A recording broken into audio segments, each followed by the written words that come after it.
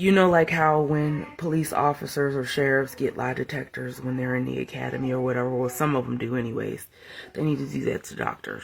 They need to do to doctors lie detectors and ask them questions to figure out whether that they stereotype people or that they have some type of prejudice.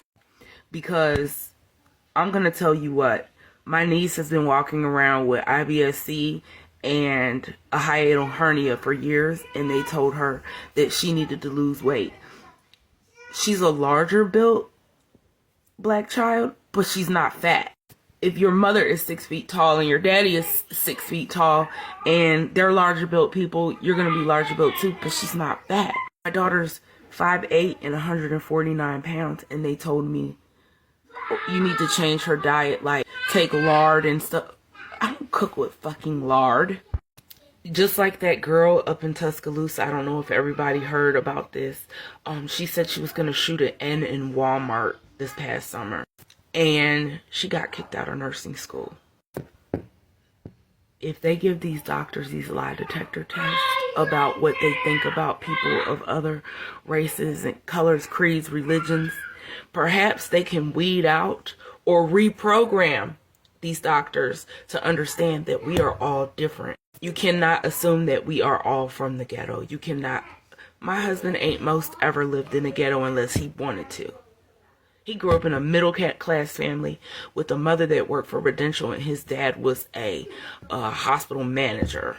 My ex-husband is the way he is because he wants to be, not because that's the way he was raised. They think that we don't know anything about our bodies or what's going on. You know, when we go in about care for our kids, they automatically want to say we have Munchausen or we're nervous mothers. Meanwhile, I have a son with autism I've been fighting with for the last 3 years to get him a diagnosis because I knew it was wrong. And then my 3-year-old has been sick since birth, and they're just finding out what's wrong with her because I had to move totally different states and be persistent and switch pediatricians 3 times. And it's going to come a point where we're going to have our own hospitals and our own doctors. And I hate to say it like that, but that's what it might have to come to. Like, we are going to have to make it a point to see our own people. We're going to have to make it a point to ask, is there an African American doctor on staff? And actually, when you're selecting a primary care physician with certain insurances now, they ask you what race you would prefer your doctor to be. And that's the truth.